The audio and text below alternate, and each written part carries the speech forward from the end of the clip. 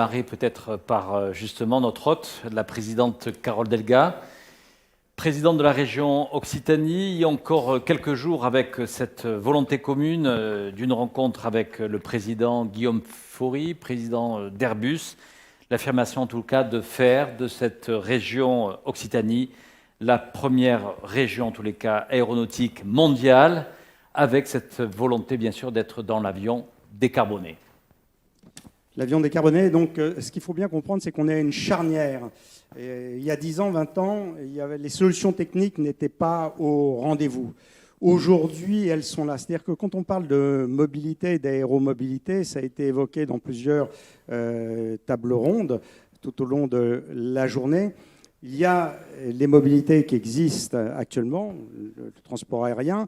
Donc on a vu les problèmes, par exemple, consacrés à l'Afrique, de point à point, comment on crée des hubs, est-ce que ces hubs ils permettent de circuler sur le continent ou pas. Enfin, on a vu toutes ces problématiques qui sont très importantes. Et là, c'est aux Africains de trouver des solutions. Et également, on voit toutes ces nouvelles technologies. On a parlé de ballons, puisque l'actualité, donc c'était des ballons espions. Donc, c'est pas très sympathique. Nous, ce qui nous concerne, c'est ce qui améliore la qualité de vie des gens, mais des dirigeables qui restent de manière statique sur un endroit et qui peuvent permettre à des pays entiers d'avoir des systèmes de communication peu onéreux, ça existe. Ça, c'est quelque chose qu'on peut mettre en scène. Alors, avant d'avoir des satellites géostationnaires, c'était rentrer dans une cour très onéreuse, une cour des grands. Maintenant, ces nouvelles technologies sont là. Donc, il y a les drones. Les drones, c'est une technologie, tout ce qui est Vertol, et en particulier dans les espaces très urbanisés. Et le président de la région Casablanca, Setat, connaît bien le problème. Quand il y a des embouteillages, une ambulance, comment elle peut passer? Elle ne passe pas. Et ça peut être des vies humaines qui sont en appel. Et donc, Carole Delga, première question. Vous êtes à la tête d'une région qui est un pôle de chercheurs extraordinaire. Comment ces nouvelles aéromobilités, vous les envisagez? Comment ces mobilités peuvent relier les gens? Et comment vous abordez cette nouvelle étape qu'il faut inventer? Donc pour avoir en fait une projection dans les mobilités du futur, il faut tout d'abord défendre la question des mobilités. Voilà. Nous sommes des responsables politiques, et les uns et les autres, et je pense qu'il est absolument nécessaire dans le débat politique, au sens noble du terme, c'est-à-dire avec la population, avec le peuple, il faut en premier être constant, être très affirmatif sur la nécessité de la mobilité, la nécessité de la rencontre, et de refuser l'enfermement avec les idées populistes ou l'enfermement aussi territorial. C'est-à-dire que nous devons rappeler l'absolue nécessité de se déplacer pour rencontrer d'autres civilisations, pour aller sur d'autres continents, et que avoir la paix dans la planète, ça se construit par la rencontre. Ensuite, il faut mettre en place, bien sûr, des mobilités décarbonées, parce que nous sommes toutes et tous conscients de l'impact environnemental des transports, et nous devons développer et les transports collectifs et les mobilités décarbonées, parce que dans nos régions, dans nos pays, la voiture continuera quand même à être une solution, malgré l'investissement massif que nous allons mettre dans les transports collectifs. Et cela veut dire d'avoir des propositions, des réalisations. Et pour avoir ces mobilités décarbonées, là je parlerai avec ma casquette de présidente des régions de France, c'est la nécessité de créer la chaîne complète sur les mobilités décarbonées. Donc, tout d'abord, la question de la recherche, de l'innovation, de la transférabilité, de tous ces travaux, après sur la phase de production, la phase industrielle. Donc il faut toujours beaucoup travailler sur cette question de l'innovation d'un centre de recherche. On connaît les tensions qui existent sur nos finances publiques, mais nous ne devons surtout pas baisser des crédits sur la recherche et l'innovation, parce que ce sont les emplois de demain. Et de façon très concrète, sur la question des mobilités à hydrogène, hydrogène, la région crée un techno-campus sur un ancien aéroport militaire juste à côté de Toulouse, où là, nous allons faire un centre d'essais, de tests et également, dans un deuxième temps, de formation autour des mobilités à hydrogène. Et les mobilités à hydrogène, en particulier sur l'avion, c'est bien sûr sur les avions à 320, à 321 ou plus, plutôt 2035 comme horizon, mais sur l'aviation légère, c'est-à-dire 19 places, là c'est 2025. Et là les tests sont en train de se mener, et cela veut dire que c'est une nouvelle aviation qui est en train de se créer. De par, bien sûr, la question de l'hydrogène, de par aussi la motorisation qu'avec des carburants durables. ATR, c'est en 2025 qu'ils vont proposer ces solutions.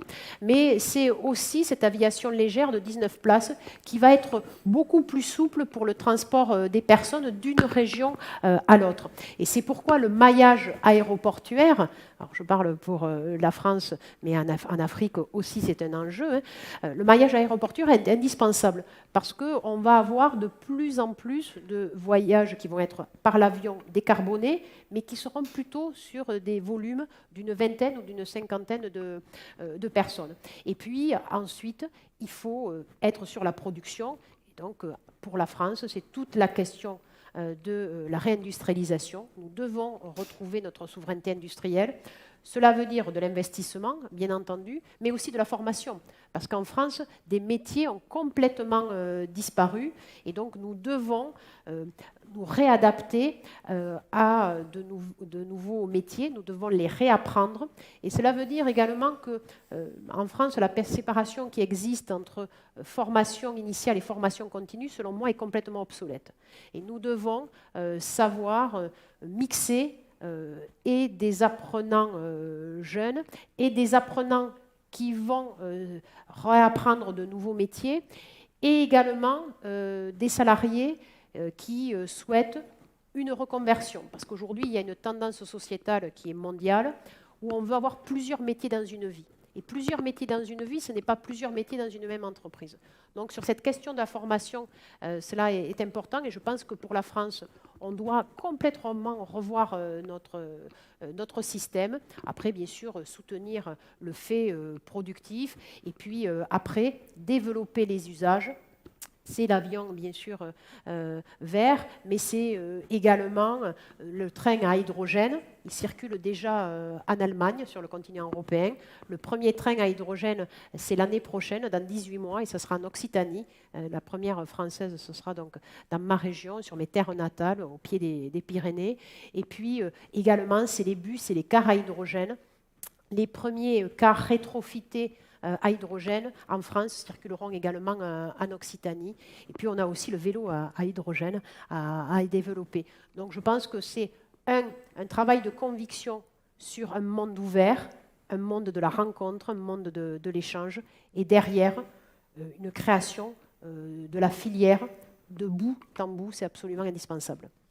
Alors justement, Carole Delga, vous évoquez un monde de la rencontre, puisque hier, vous avez été accueilli par Abdelatif Mazouz, qui est le président de la région Casablanca-Cétat. Tous les deux, vous avez assisté ce matin à ce débat sur la nouvelle fragmentation du monde et le phénomène que cette mondialisation est en train de mieux se régionaliser. Quand la présidente de la région Occitanie rencontre le président de la région Casablanca-Cétat, est-ce que vous avez le sentiment, justement, dans les futures coopérations que vous allez développer, vous allez nous en parler, est-ce qu'on est dans un moment où finalement la rive, on va dire, nord et la rive sud de la Méditerranée peuvent mieux travailler ensemble dans un monde où on voit bien que le bloc Afrique, Méditerranée, Europe est entre deux blocs, la Chine, les États-Unis. Est-ce qu'on va aller dans une coopération qui va aller de l'avant avec des projets concrets et notamment dans l'aéromobilité ? Merci. Alors, si vous permettez, comme j'interviens en fin de journée,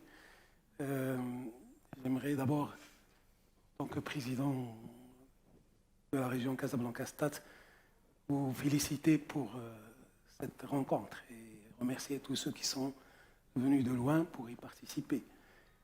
Vous féliciter aussi pour cette programmation. Donc, vous avez démarré dans les hautes sphères et vous atterrissez dans les territoires, ce qui est une très bonne chose, parce que c'est ici que ça va se passer. Hein, donc, et pour répondre à votre question, justement, en tant que président de territoire de nos régions respectives, nous sentons aujourd'hui que la coopération nord-sud, et j'ajouterai un deuxième sud, nord-sud-sud, est plus que d'actualité. Plus que d'actualité. D'abord parce que si je raisonne, bloc, comme vous l'avez dit, il y a 2 blocs qui s'organisent, il y a un 3e bloc qui a du mal à s'organiser. Et je pense que les territoires peuvent y contribuer pour beaucoup, hein, parce que on peut partir du concret, monter des projets ensemble, comme on en a convenu hier avec Madame la Présidente, donc avec 2 régions qui ont un ensemble d'éléments en commun, notamment par rapport à tout ce qui est aéronautique et spatial. C'est la première région d'Europe dans son secteur. Dans ce secteur, nous sommes jusqu'à aujourd'hui la première région d'Afrique dans ce même secteur. 100 000 emplois, 20 000 emplois, c'est des décennies d'expertise. Nous sommes à une vingtaine d'années, grosso modo, et donc ça a l'air de bien prendre. Et le business model, ou le modèle économique sur lequel nous sommes appelés à travailler, doit prendre dès le départ cette donnée de coopération nord-sud-sud comme élément. D'ailleurs, dans le modèle de développement marocain, on envisage pratiquement tous les développements sectoriels dans cette approche-là. Nous pensons que nous avons un rôle à jouer avec nos voisins et nous avons un rôle à jouer avec notre continent et que ceci ne peut être que bénéfique. Donc, la mobilité, aujourd'hui, on la regarde avec une approche, on va dire, durable. Moi, je vais l'appeler une mobilité smart and small, comme vient de le dire Madame la Présidente. C'est-à-dire il faut adapter aujourd'hui, notamment en matière aérienne, la production aux besoins. On a besoin d'avions géants. Bon, ça a l'air de bien prendre, mais on a aussi besoin d'avions à taille humaine pour rapprocher les territoires. On a aussi besoin de drones pour régler des histoires très humaines, ou des humaines, pardon, sauver des vies. Et hier, j'ai posé une question, qu'est-ce que ça coûte une ambulance drone? Ça coûte 3 fois une ambulance primaire, ordinaire. Alors, il suffit de sauver une vie, vous avez complètement amorti le coût. Donc, c'est ce regard-là de ce secteur de mobilité aérienne, en plus de ce que nous sommes chacun de son côté en train de faire par rapport à la mobilité en général et la durabilité de la mobilité. Nous, dans la région Casablanca-Stade, on a un très très grand programme sur la mobilité ferroviaire, train métropolitain mais aussi train régional, avec cette perception de durabilité comme préoccupation essentielle. Donc, multimodalité, durabilité, flexibilité par le smart and small et un business model donc, qui s'adapte. Un business model, à mon avis, qui est bien fait pour le continent africain, aussi bien en termes de production qu'en termes d'utilisation dans le futur proche, mais aussi dans le futur lointain.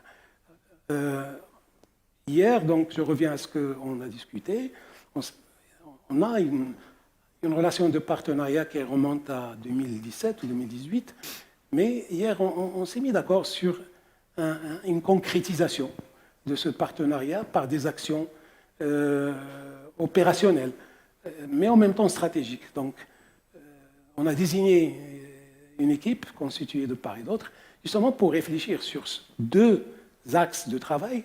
Un, la mobilité, notamment tout ce qui est aéronautique, et donc compléter un peu les filières qui sont de part et d'autre, et avec un regard sur le continent, sur notre continent, et 2, travailler sur tout ce qui est lié à l'alimentaire, et donc avec toujours cette optique de durabilité, donc un alimentaire vert dans le sens pas couleur, mais un vert dans le sens justement non polluant. Voilà.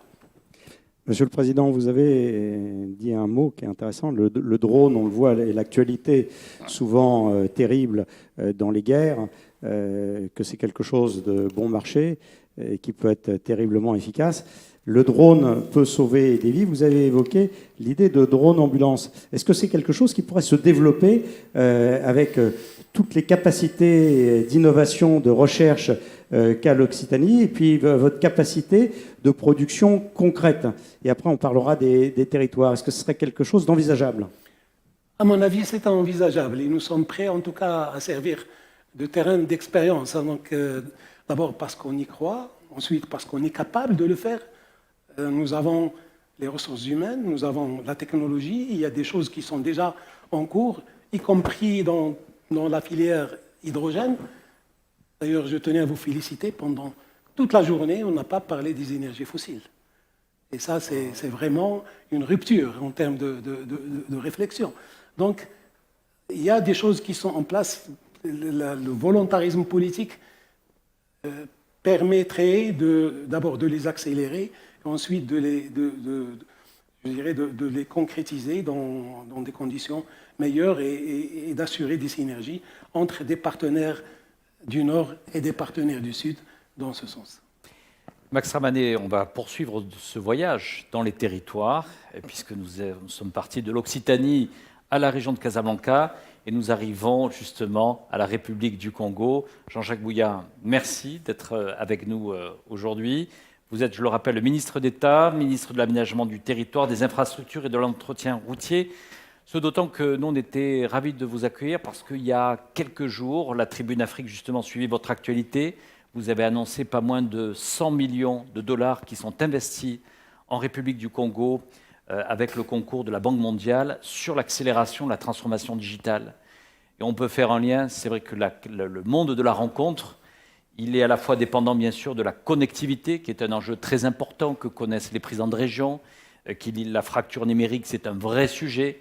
Et puis, bien sûr, la question de l'aéromobilité comme un élément, une nouvelle opportunité, en tous les cas, pour la République du Congo. Merci beaucoup. Je tiens avant tout à remercier les organisateurs pour m'avoir donné l'opportunité d'être ici et les saluer et les féliciter de la réussite de cette première édition. C'est un challenge, c'est un enjeu, parce qu'il fallait le faire. Et je suis heureux d'être autour des présidents des grandes régions du Maroc, de France, et du secrétaire général de nos collectivités locales. Et je ne peux que remercier les organisateurs que vous êtes d'avoir fait cela. Je voudrais dire que, simplement pour qu'on ait une idée de ce que devrait faire l'Afrique demain, je suis parti de Brazzaville, du Congo. J'avais une activité importante au Nigeria. Je devrais arriver au Nigeria.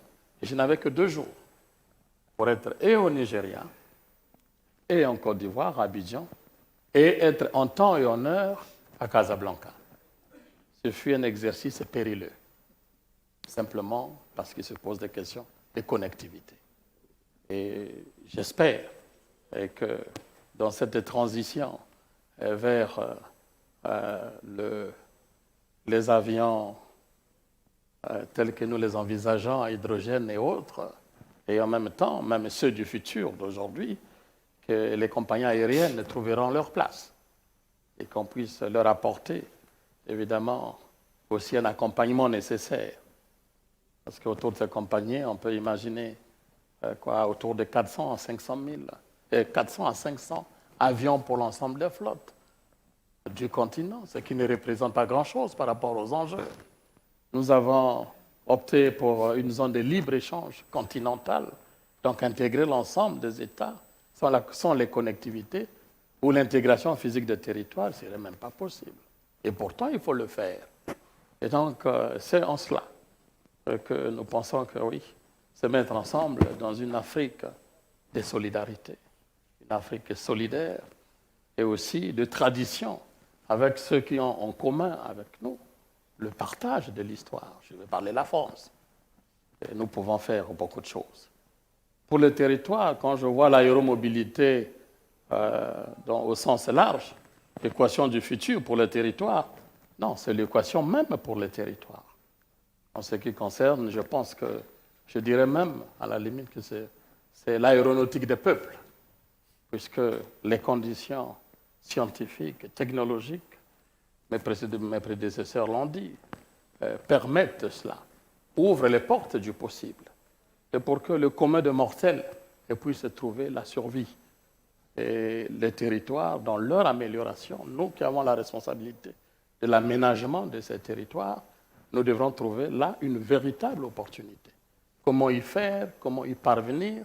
Je pense que les choses sont certainement à notre portée. Il faudra transformer le C. Mais généralement, on ne le fait pas seul. Il faut fédérer, conjuguer les efforts, se mettre ensemble. Je vais rebondir sur un exemple que le président de Casablanca a pris sur les ambulances. Voyez-vous, au Congo, nous sommes un territoire de 342 000 km², zone forestière, et il y a les rivières et les fleuves, et puis bon, c'est 5 millions d'habitants. Ça veut dire que les endroits sont assez épars. On ne peut pas construire des hôpitaux partout. Pour autant, il faut amener à sauver les vies partout. Parce que tous, nous avons le droit à la vie.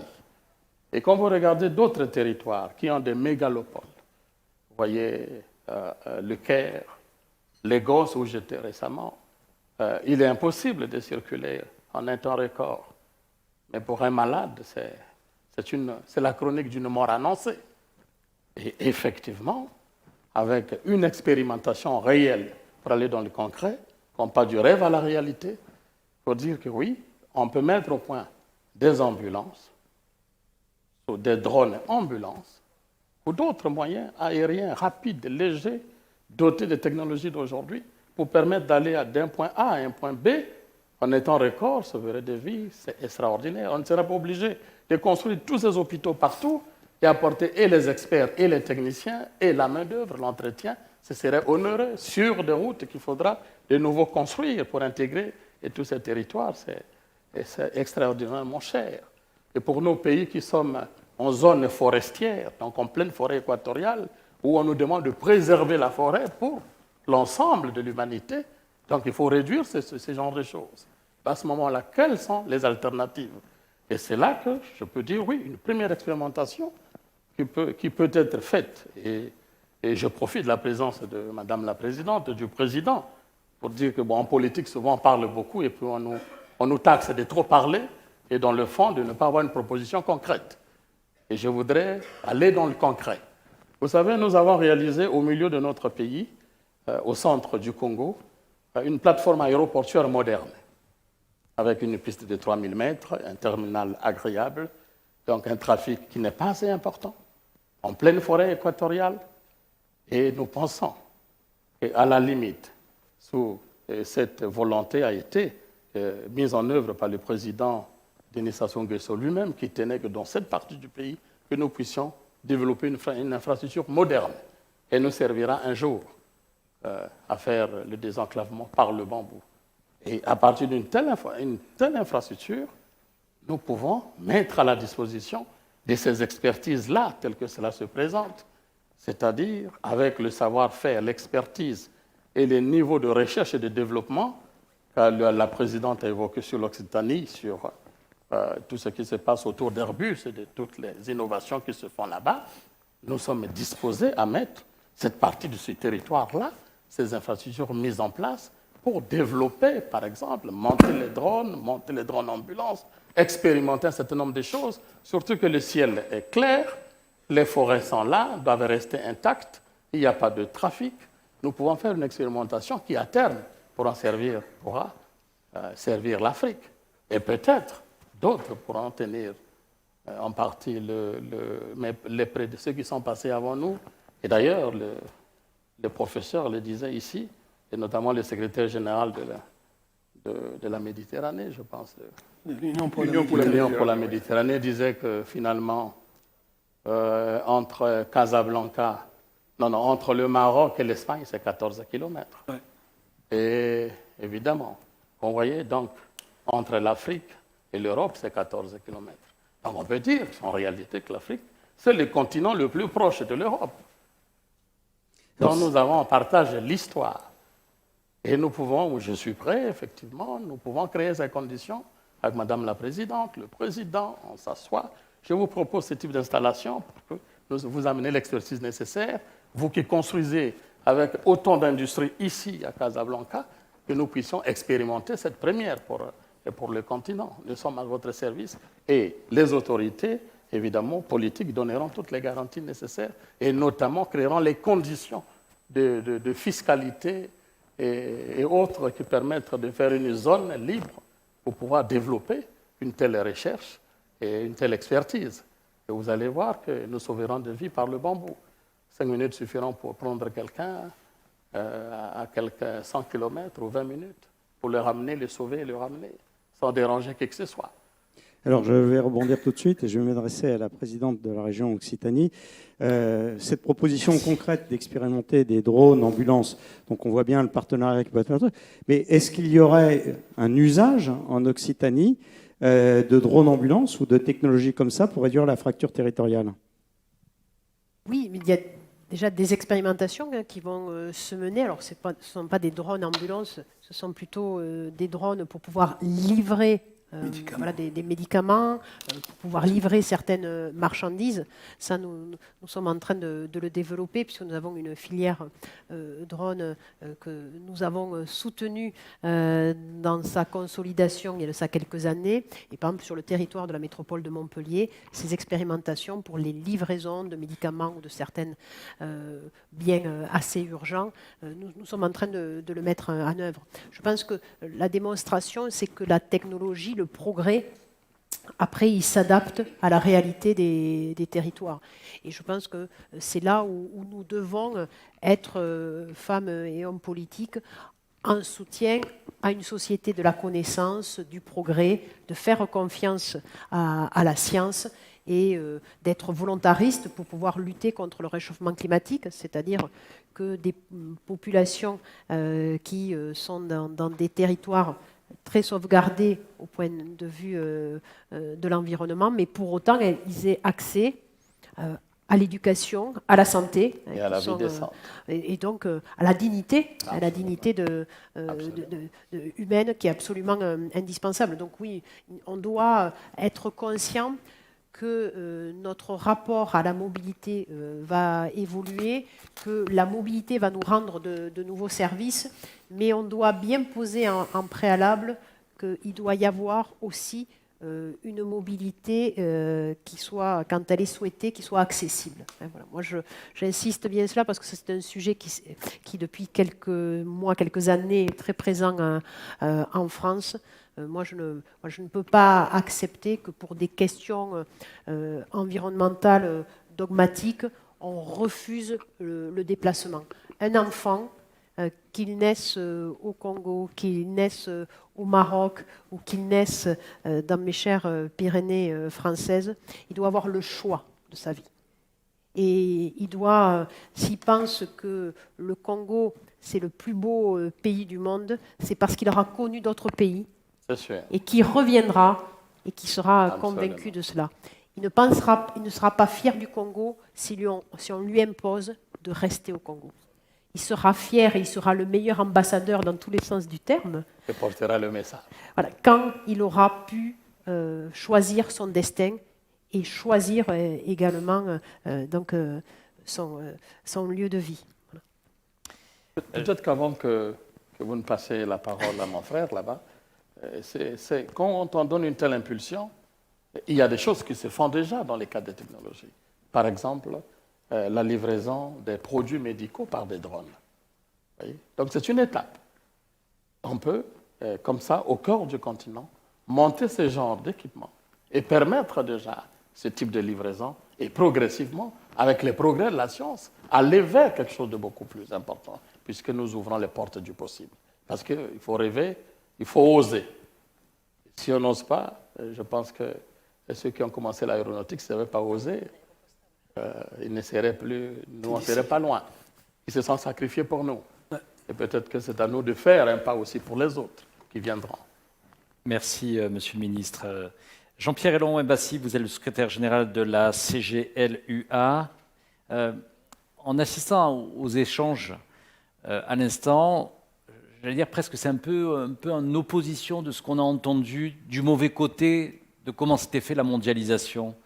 On a l'impression que, avec les paroles à la fois de Carole Delga, également d'Abdelmati Bazouz et du ministre ici, Jean-Jacques Bouya, enfin, on a le sentiment que, est-ce que ce n'est pas une nouvelle mondialisation qui est en train de se créer, peut-être beaucoup différente de celle qui peut se développer dans les années 80-90. Vous êtes un observateur justement de tout ce mouvement des élus locaux, etc. Est-ce que cette sincérité en tous les cas, dans la coopération de régions qui sont finalement assez proches, peut-être qu'aujourd'hui il faut regarder beaucoup plus près qu'à une certaine époque où on regardait pour produire, où on était capable d'aller de l'autre bout de la planète sans avoir on va dire, une sensibilité environnementale. Est-ce qu'aujourd'hui, cette nouvelle proximité est un atout justement pour pouvoir mieux innover tous ensemble? Merci beaucoup pour cette question et merci pour les présidents et monsieur le ministre qui sont intervenus avant moi. Et je voudrais d'abord féliciter l'organisation de ce forum parce que je crois que pour la première fois peut-être en Afrique, les professionnels et les managers de l'aéronautique et du spatial conversent avec les responsables des territoires. En Afrique, tout au moins, je n'ai jamais rencontré un forum comme ça. Et cette conversation est très intéressante parce que les professionnels de l'aéronautique ont exposé tout à l'heure comment ils élargissent de plus en plus leurs perspectives en partant du domicile du passager jusqu'à sa destination finale. En d'autres termes, ils admettent finalement que le territoire est l'horizon de leur travail. Très souvent, ils commençaient à l'aéroport et terminaient à l'aéroport. Maintenant, ils disent, on commence au domicile du passager et on termine au domicile du passager. Donc, la conversation entre eux et les gestionnaires des territoires est obligatoire. Et cette dimension-là, j'espère que ce forum va être cette plateforme de conversation entre les responsables de l'aéronautique et du spatial et les responsables des territoires. Deux raisons pour cela. La première, je l'ai signalé tout à l'heure, je prenais un avion pour aller revenir ici. Je l'ai raté parce que, arrivé à Roissy, je ne pouvais pas atteindre l'aéroport. C'était totalement bouché. Il n'y avait pas de grève, mais c'est l'accès à l'aéroport de Roissy qui était... Donc, on a planifié, probablement sans beaucoup planifier avec le territoire. Donc, quelque part, ça, il faut éviter. Deuxième chose, vous avez parlé de mondialisation, et je vous dirais que s'il y a un espace qui nous donne des leçons en matière de coopération, de définition de normes communes, de négociation des standards, c'est bien l'aéronautique. C'est une coopération obligée, parce que la sécurité est essentielle. Et eux, ils ne transigent pas sur la sécurité, et c'est très bien. Mais ça les oblige à négocier au-delà des souverainetés. Et ça, c'est très important. Quand on disait tout à l'heure, est-ce qu'il y a une menace de la coopération par les souverainetés, jusqu'à discuter des blocs qui se font face, j'ai l'impression que le point de vue de Mme Delga tout à l'heure, de dire chacun est libre de voyager et de revenir chez lui. Ça veut dire quoi? Ça veut dire qu'un maire, un président de région, sont très soucieux de l'humain. Et ce souci de l'humain leur donne l'obligation de se préoccuper à chaque instant de la vie, de la manière dont cet humain va être traité. Et vous avez entendu, ils ont évoqué la formation. Ils ont évoqué quelque chose de très important, et M. le ministre a insisté sur ça, l'expérimentation. Et l'expérimentation, moi je travaille avec les élus locaux depuis très longtemps, ils adorent le concret. Ils n'aiment pas le verbiage. Et je prends acte, si vous me permettez, Monsieur le ministre d'État, Madame Delga, Monsieur le Président de la région de Casablanca-Stade, je prends acte de ce que vous venez d'annoncer ici, que vous allez commencer une expérimentation autour de clusters sur les drones pour le médical, drones pour éventuellement les soins, le dégagement des malades. Ça, c'est une chose très importante. Et à 3. Et nous allons vous observer. Et ça tombe à pic, parce que l'Union africaine vient de décider de la zone de libre-échange continentale. Donc il n'y a aucune raison que cette zone de libre-échange continentale n'ouvre pas de perspectives nouvelles pour les territoires. Et à ceux qui sont dans la salle, sachez que tout ce que vous faites dans l'aéronautique a pour terrain d'atterrissage des territoires. Donc je crois que là-dessus, on a un exemple de ce qu'il faut faire, et j'espère que cette expérimentation va aller de l'avant et va être concrétisée, et nous la suivrons. On peut dire, Max, on a des échéances à venir. La présidente Carole Delga, mais également beaucoup d'acteurs seront au rendez-vous du Salon du Bourget, qui est un rendez-vous bien sûr très important. C'est un événement où toute la planète se retrouve, en tous les cas, le premier événement mondial. Peut-être juste, Carole Delga, ce Salon du Bourget, c'est aussi l'occasion de réaffirmer en tout cas la volonté d'un territoire comme la région Occitanie, puis en plus vous occupez également cette responsabilité aujourd'hui de présidente de toutes les régions de France, d'affirmer en tous les cas que l'avion vert, il se construira en Occitanie avec vos partenaires. Vous avez entendu des propositions très concrètes justement de dire ensemble on peut encore développer de nouvelles innovations en faisant de l'expérimentation. Pour vous, ce futur Bourget, parce que c'est aussi un moment dans lequel la parole politique est importante, puisque la planète entière se retrouve sur ce sujet de l'aviation. Quelle pour vous sera cette échéance du Salon du Bourget pour relayer les bons messages ?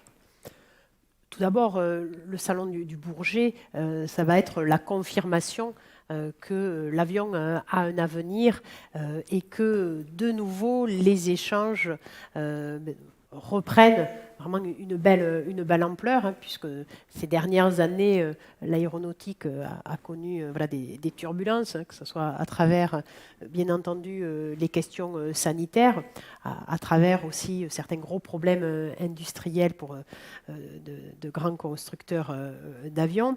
Mais nous avons donc la nécessité de démontrer que ces années qui ont été complexes, pour l'ensemble des industriels de l'aéronautique, ont permis aussi d'avoir de grandes avancées, une grande accélération sur les questions technologiques. Je l'indiquais, nous avons décidé de l'avion vert, qui rentre vraiment dans le concret, c'est la question des carburants durables, donc le moteur ATR en 2025, c'est-à-dire demain, va être finalisé, donc 100% carburant durable. Les SAFE sont en train d'être développés. En Occitanie, nous avons signé un partenariat entre l'État, Airbus, la région et plusieurs centres de recherche pour justement pouvoir être exemplaires sur ce sujet.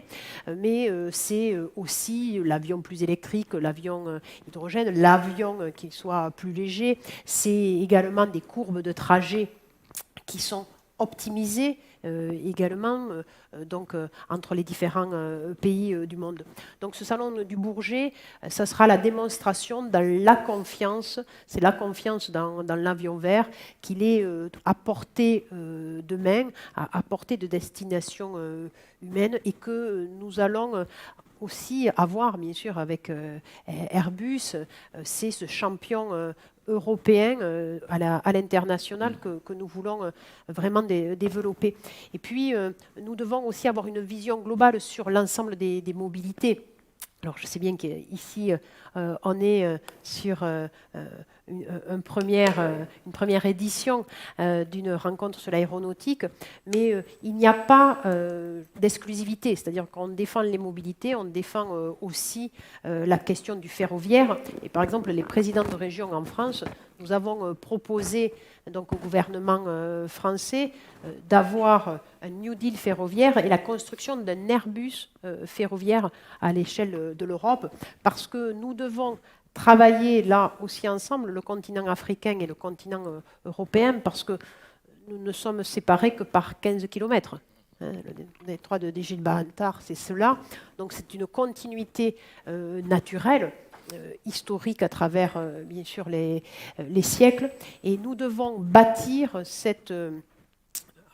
au-delà des 14 kilomètres, cette connexion très très forte sur les mobilités, et nous devons faire bloc, le continent européen et le continent africain, sur la question des mobilités par rapport à un bloc asiatique qui est un peu très agressif sur les questions du ferroviaire et également aussi de l'aéronautique, et un bloc américain en particulier sur la question de l'aéronautique.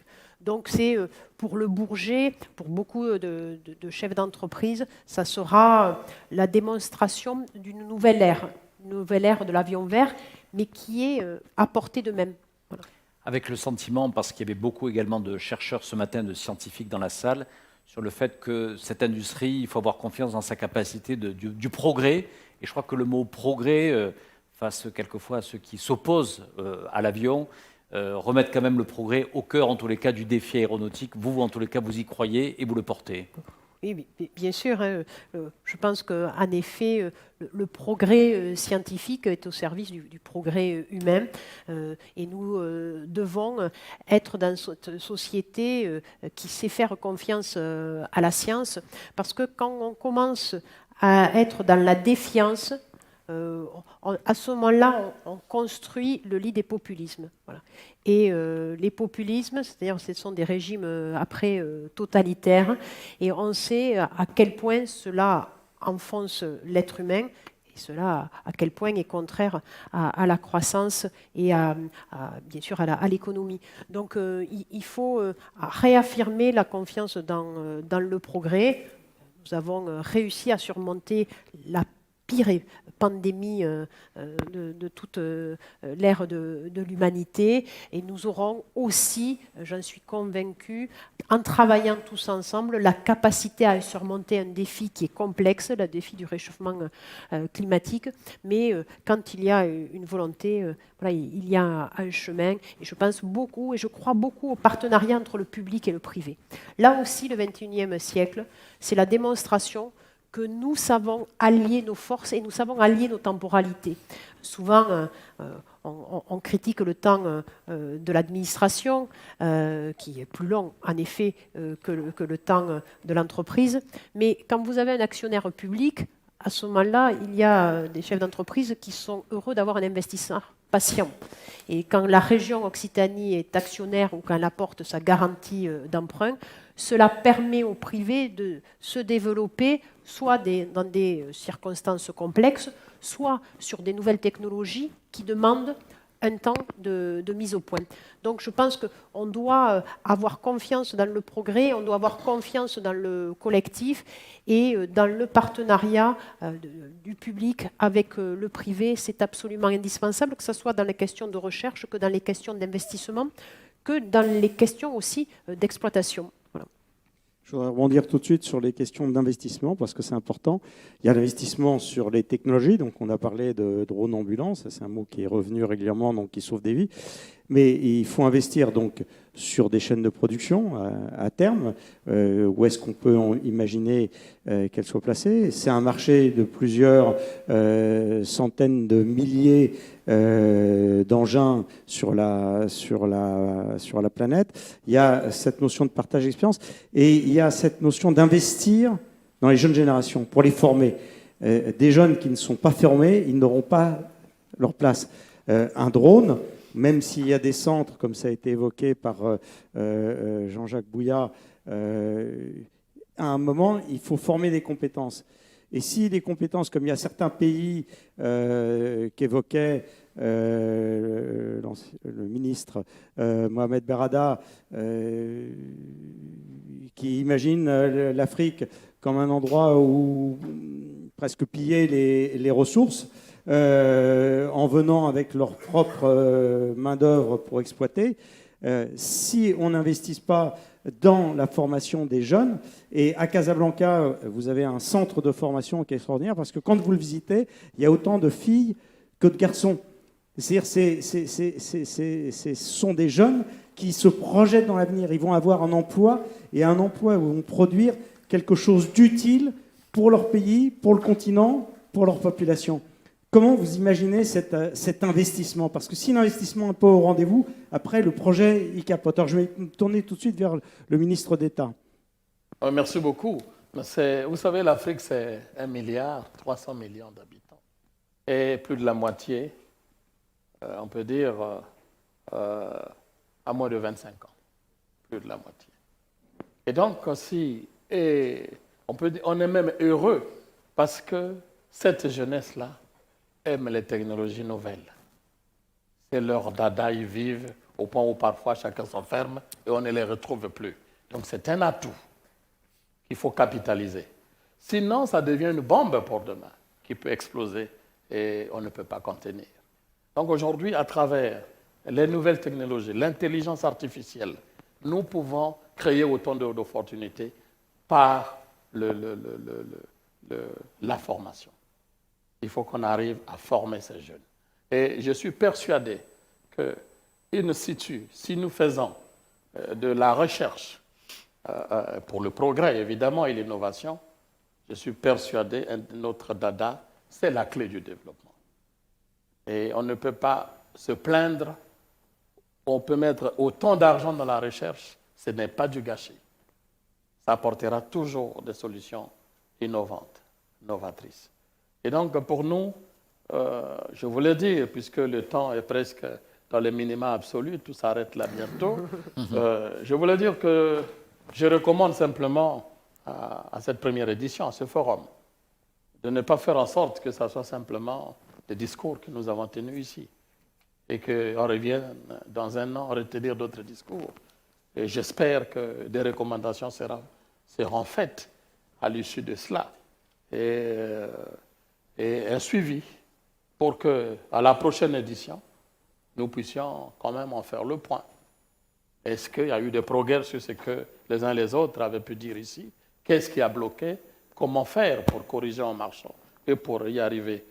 Et nous le disons parce que c'est un métier noble, l'aéronautique. C'est mon métier. Je suis issu et il y a beaucoup de rigueur dans ce que nous faisons. Il ne faut pas que ces grandes réunions nous trompent et nous mêlent dans la politique où parfois la rigueur peut manquer. Il y a beaucoup de rigueur dans ce qu'on fait. Moi, je suis disponible, je reste disponible et je voudrais qu'à la prochaine édition, nous parlons de quelque chose de concret issu de cette première édition. Monsieur le Président de la région Casablanca-Setat, vous êtes prêt dans un an qu'on fasse un bilan concret de ce qui aura avancé? Écoutez, j'ai été très studieux depuis ce matin. J'étais en tout cas dans cette salle. Je pense qu'on est le seul panel à partir avec des engagements. Donc, et on va essayer de les tenir. Donc, absolument. Et nous le ferons. Et j'aimerais, puisqu'on est à la fin,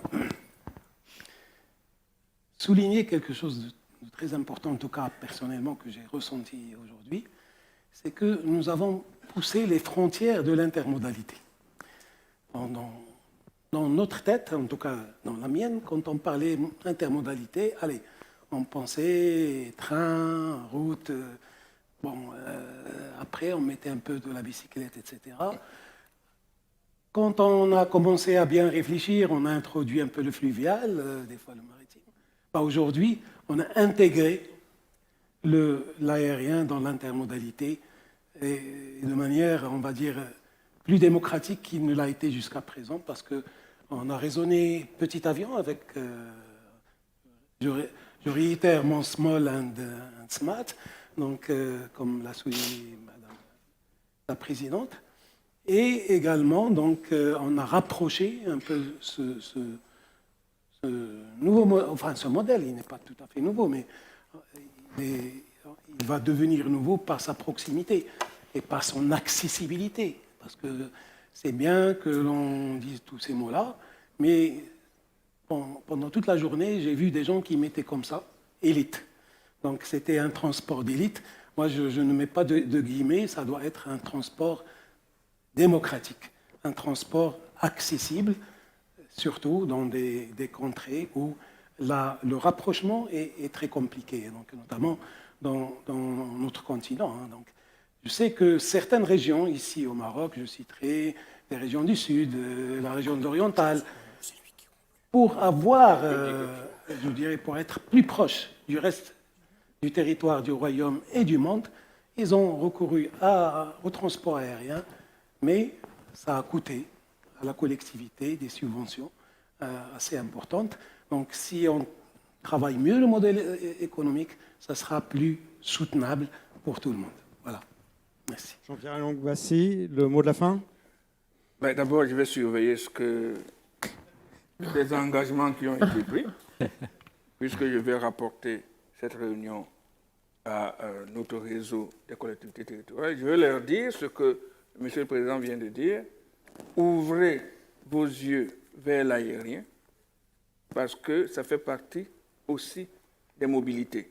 Et surtout, n'oubliez pas d'où nous venions, du filaire au mobile. Avec le mobile, nous avons rattrapé plein de choses et nous sommes un des continents les plus connectés au monde, malgré les crises d'électricité. Donc peut-être l'aérien va nous aider à nous connecter mieux, mais j'espère que l'expérimentation avec l'Occitanie va nous donner un chemin. Absolument. Très bien. Merci à nos On invités. a Sous nos parole de applaudissements. femme, attention.